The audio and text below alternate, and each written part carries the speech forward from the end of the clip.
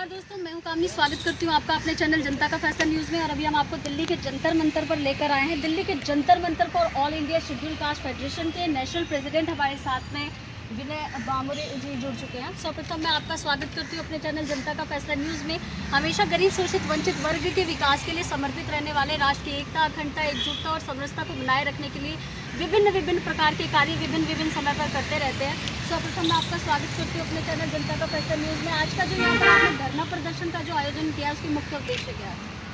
पहला उद्देश्य तो ये है कि हमारा ये कहना है कि शेड्यूल कास्ट और शेड्यूल ट्राइब के लिए पॉलिटिकल रिजर्वेशन दिया गया है, लेकिन आज तक का इतिहास अगर हम देखते हैं, जब से ये रिजर्वेशन लागू हुआ है, हमारा एक भी सच्चा प्रतिनिधि आज तक चुन के नहीं किया है। इसका प्रमुख कारण ये है कि इस क्षेत्र में कम्युनल वोटिंग 70% होती है। शेड्यूल कास्ट, शेड्यूल ट्राइब के जो वोटर्स है हर रिजर्व सीट के अंदर वो होते हैं 15% से 20%, और ये 15 और 20% के बेसिक पर हम चुनकर नहीं जा सकते। हमें और भी लोगों का साथ लेना पड़ता है जो कम्युनल है, जो हमारे विरोधक माने जाते हैं। तो वो हमको कैसे चुन कर देंगे? हमारा सच्चा प्रतिनिधि वो चुनकर नहीं दे सकते। इसीलिए हमारा ये मांग है कि इसमें ये सिस्टम में ये बदलाव आना चाहिए। अभी की जो सिस्टम है प्लूरल मेंबर कैंडिडेट में, आप उसको बदलाव करें।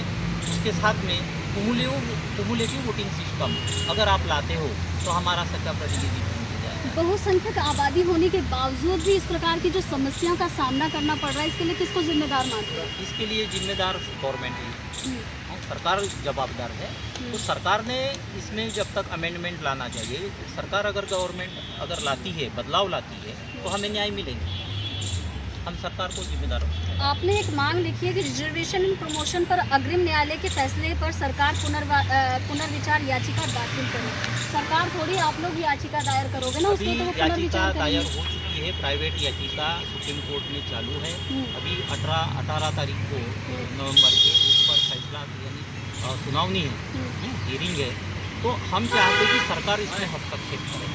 सरकार ने डाटा कलेक्ट करना चाहिए कि कितना प्रतिनिधित्व उन्होंने देश भर में शेड्यूल कास्ट, शेड्यूल ट्राइब को दिया है। ये तो देने का काम तो सरकार का है ना, हम तो कैसे प्राइवेट में देंगे? तो सरकार ने ये बताना चाहिए सुप्रीम कोर्ट में कि आज तक उन्होंने बैकलॉग भरा है, नहीं भरा है, कितना बैकलॉग बाकी है और कितना प्रतिनिधित्व उन्होंने दिया है। गत कई वर्षों से लगातार शेड्यूल कास्ट और शेड्यूल ट्राइब की आवाज़ आपने उठाने का कार्य किया है। क्या लगता है वर्तमान में उनकी सबसे बड़ी समस्या क्या है, उसका समाधान किस प्रकार से करना है? समस्या एक ही है कि इस समाज के सच्चे प्रतिनिधि चुने जाना।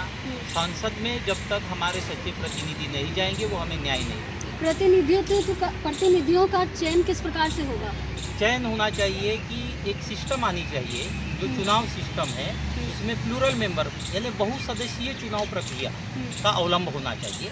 अगर इस प्रकार से आती है तो हमारे सच्चे प्रतिनिधि जाते हैं। हमारे वोटिंग स्ट्रेंथ बढ़ने चाहिए। जैसे कि एक क्षेत्र है, मान लो कि ये क्षेत्र में हमारे 100 वोटर्स है पूरे टोटल कुल मिला के, उसमें हमारे 20 वोटर्स है, तो 80 वोटर्स तो अगेंस्ट में है। तो ये 80 वोटर नहीं चाहेंगे कि हम चुन के आए। तो इस क्षेत्र में हमारे 80% बढ़ा। हमारी जो स्ट्रेंथ है वो क्षेत्र में बढ़नी चाहिए, तब जाकर हमारा सच्चा प्रतिनिधि चुनने का हमें मौका मिलेगा। आपने हमें रिजर्वेशन तो दिया है, लेकिन हमें मौका नहीं दिया, चुनने का मौका नहीं दिया। तो वो मौका मिलना चाहिए। जनता के लिए, जनता के द्वारा जनता के लिए एक सही चयन, सही प्रतिनिधित्व का चयन अत्यंत आवश्यक है। ऐसा यहाँ से आह्वान कर रहे हैं विनय एन बांबोले। कुछ और पदाधिकारी यहाँ पर मौजूद है हमारे साथ all India schedule caste federation के। आइए उनसे बात करते हैं। सर्वप्रथम मैं आपका स्वागत करूँगा। आप अपना परिचय दे दीजिए। राष्ट्रीय संयुक्त मोर्चा का मैं संयोजक हूँ और हम एक संयुक्त रूप से शेड्यूल कास्ट फेडरेशन के साथ में अपना अभियान चला रहे हैं। इसमें हमने और भी मांगे रखी है कि बेरोजगारों को न्यूनतम 25,000 का रोजगार दिया जाना चाहिए और बुनियादी सुविधाओं की गारंटी मिलना चाहिए प्रत्येक इंसान को जो है। और ये जातिवाद को जड़ से समाप्त करने का एक ही रास्ता है कि सरकार इसके ऊपर बिल लाए और ये आरक्षण का भी जो धंधा है समाप्त हो जाना चाहिए। हम खुद जो है बाबा साहब अम्बेडकर, जातिवाद खत्म हो जाएगा तो आरक्षण भी खत्म हो जाएगा। जातिवाद खत्म हो जाएगा, आरक्षण खत्म हो जाएगा। बाबा साहब भी बोले थे कि जातिवाद और जनतंत्र दोनों एक साथ नहीं चल पर सकते। शोषित समाज के लिए आरक्षण एक वरदान का काम करती है। हाँ, तो शोषित समाज के लिए जब तक जातिवाद है तब तक बिल्कुल हमको कोई परहेज नहीं है, लेकिन जब तक के जातिवाद को कायम रखना है तब तक आपको रिजर्वेशन देना होगा। 21वीं सदी में आप जातिवाद की बात करते हैं, कहाँ जातिवाद दिखता है? जातिवाद सबसे ज्यादा जो सुप्रीम कोर्ट में बैठे हुए सुप्रीम न्यायाधीश से शुरू होता है। है। और इस देश में सबसे ज़्यादा जो अगर अमीर गरीब आदमी के कोई जातिवाद नहीं है, ऊपर में जो जितना जातिवाद है पेड़ ऊपर से मतलब सूखता है। इसलिए हमारा कहना है कि जाति का पूरा जो दंश है वो खत्म हो जाना चाहिए, और इसके लिए तभी हम भारत के विश्व गुरु बन सकेंगे। और ये बात ऐसा नहीं कि मैं कह रहा हूँ, इसमें गौतम बुद्ध से लेकर सम्राट अशोक तक के जो है इस देश के अंदर 1700 साल तक के जातिवाद को खत्म किया गया, तब ये देश विश्व गुरु बना था। भारत रत्न बाबा साहब भीमराव अंबेडकर ने आरक्षण लागू करते वक्त कहा था कि इसकी आवश्यकता केवल 10 वर्षों तक है, उसके बाद ये स्वतः खत्म हो जानी चाहिए। अब तक खत्म नहीं हुई। गांधी जी 21 दिन तक के अनशन किए, एक दिन और जिंदा अगर वो रह गए होते अनशन पे तो शायद उनकी मृत्यु हो गई होती। बाबा साहेब अम्बेडकर ने बहुत ही मजबूरीवश पुणे के अंदर समझौता किया था। इस बात को देश को आज भी समझाना होगा, और आपको पत्रकार महोदयों को सबको समझाना होगा कि ये देश जो है, बाबा साहेब तो एक पल के लिए जातिवाद नहीं चाहते थे, लेकिन 10 साल के लिए गांधी जी ने आश्वासन दिया था कि बाबा साहेब अम्बेडकर हम संयुक्त रूप से चलेंगे, और आप जो हो इसके साथ में चलना। संविधान का इसलिए निर्माण करवाया गया था। लेकिन गांधी जी को सबसे पहले क्यों मारा गया, इसलिए उसको जान दी गई कि ये अगर बनिया जात का आदमी अगर जिंदा रह गया तो नाथुराम गोडसे जैसा जो ब्राह्मण है वो इस देश में जो है वो चाहते थे कि विदेशी ब्राह्मणवाद इसमें लाया जाए। लोगों ने गांधी की हत्या के ऊपर चर्चा नहीं की आज तक के, हमने उसमें लिया गया कि नाथुराम गोडसे को आज़ाद भारत का पहला आतंकवादी घोषित किया जाए। ये हमने मांग रखी, आज तक देश में किसी ने मांग नहीं रखा।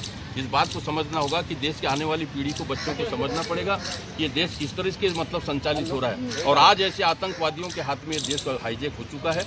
इसलिए हमारा कहना, मोदी एक मोहरा है, मोदी को सामने करके जो है भारतीय जनता पार्टी खेल खेल रही है, और इस देश के अंदर संविधान को समाप्त करने की साजिश चल रही है। समय की कुछ मर्यादा है, ज़्यादा समय नहीं ले पाऊंगी मैं। तो देखा यहाँ पर आपने विशाल धरना प्रदर्शन हो रहा है all India schedule caste federation के माननीय राष्ट्रीय अध्यक्ष विनय बाम्बोले जी के नेतृत्व में, जहां पर देश के विभिन्न राज्यों से कई जो है प्रदेशों से लोग यहां पर एकजुट हुए हैं, और केवल इनकी 2 ही मांगे हैं कि किस प्रकार से जनजाति के सच्चे प्रतिनिधित्व का चयन हो, और किस प्रकार से रिजर्वेशन इन प्रमोशन की व्यवस्था हो। इसके लेकर के यहाँ पर देश के विभिन्न राज्यों से लोग यहाँ पर एकजुट होकर अपनी मांगों को यहाँ पर बड़े ही शांतिपूर्वक तरीके से रख रहे हैं। ज़्यादा से ज़्यादा जानकारी के लिए आप हमारे चैनल को जनता का फैसला को ज़रूर सब्सक्राइब कर लें। Do like, comment and share this news. Thank you so much.